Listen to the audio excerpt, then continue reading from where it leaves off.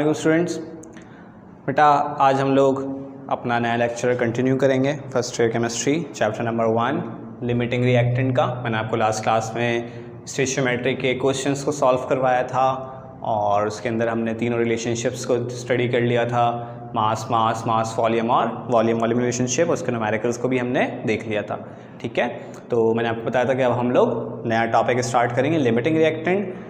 बेटा limiting reactant के सवालात बिल्कुल वैसे ही सॉल्व होते हैं जैसे कि हमने स्टोइचियोमेट्री के सॉल्व किए थे, पर व्हाट इज़ लिमिटिंग रिएक्टेंट पहले वो देख लेते हैं। क्या चेंजेस होती हैं, किस तरह से पहचान होती है कि क्वेश्चन लिमिटिंग रिएक्टेंट का है या फिर आपके पास स्टोइचियोमेट्री का है। तो ये पहचान सबसे इम्पॉर्टेंट चीज़ है, तो वो हम देखेंगे यहाँ पर कि किस तरह से सॉल्व करना है, लिमिटिंग रिएक्टेंट होता क्या है।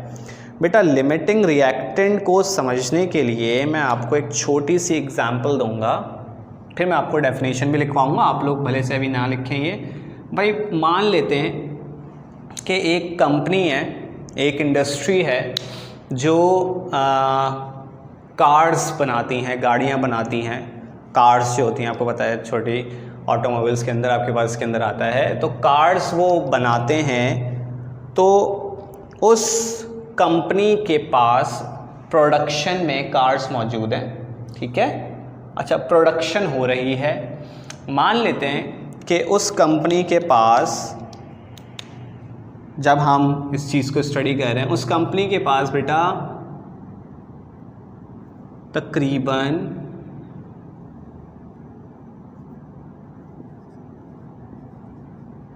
20 कार्स मौजूद हैं। ठीक है, 20 कार्स मौजूद हैं,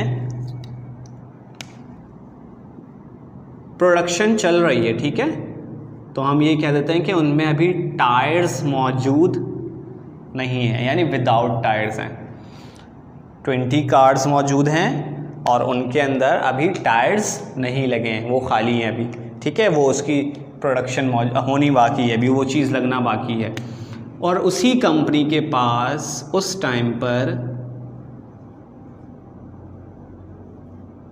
100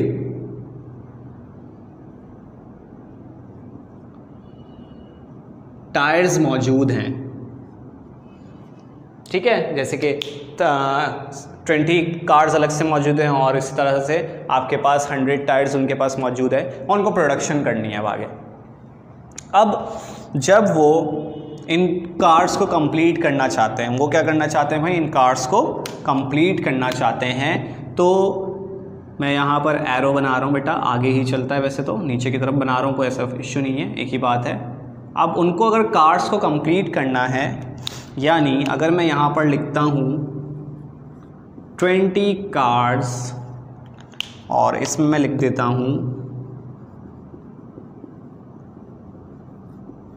विद टायर्स। 20 कार्स में क्या लग गए भाई, टायर लगा दिए। तो पहले तो मुझे ये बता दें कि इनके पास टोटल कितने टायर्स मौजूद थे बेटा, 100 टायर्स मौजूद थे। अब उन्होंने उस 100 टायर्स में से कितने यूज़ किए होंगे कि वो 20 कार्स में लग जाएं। तो आपको पता होगा कि एक कार के अंदर, एक कार में 4 टायर्स लगते हैं। तो बेटा 20 कार्स के अंदर कितने टायर लग जाएंगे, तो आपका जवाब होगा कि भाई एक कार में जब 4 लगते हैं तो 20 कार्स के अंदर 80 टायर्स लग जाएंगे। ऐसा ही है बिल्कुल। एक कार में कितने लगते हैं भाई, 4 लगते हैं, तो 20 कार्स के अंदर कितने टायर्स लग जाएंगे, 80 टायर्स लग जाएंगे। टोटल कितने थे उनके पास, 100 टायर्स मौजूद थे। 100 में से कितने लग गए बेटा, 80 टायर्स लग गए। तो क्या आप कह सकते हैं कि उनके पास कितने टायर्स बच गए, 20 टायर्स बच गए। ठीक है, बच क्यों गए भाई, क्योंकि कार्स ही ख़त्म हो गई। अब वो टायर कहाँ लगाएंगे, अपने तो लगाएंगे नहीं। खैर, टायर्स के लिए ज़रूरी है क्या, कार्स ज़रूरी हैं। ठीक है, तो कार्स जब ख़त्म हो गई तो उनकी प्रोडक्शन भी रुक गई। अब वो सिर्फ टायर से कुछ नहीं कर सकते, प्रोडक्शन होना क्या हो गया है भाई, रुक गया है। दूसरे वर्ड्स में, केमिस्ट्री के अल्फाजों में अगर हम पढ़ें तो प्रोडक्ट बनना बंद हो गया है।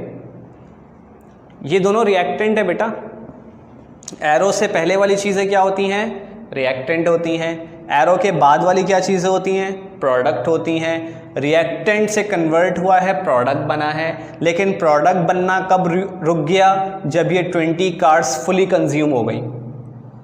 क्या बताया बेटा? दोबारा से रिपीट कर रहा हूँ। प्रोडक्ट बनना कब रुक गया?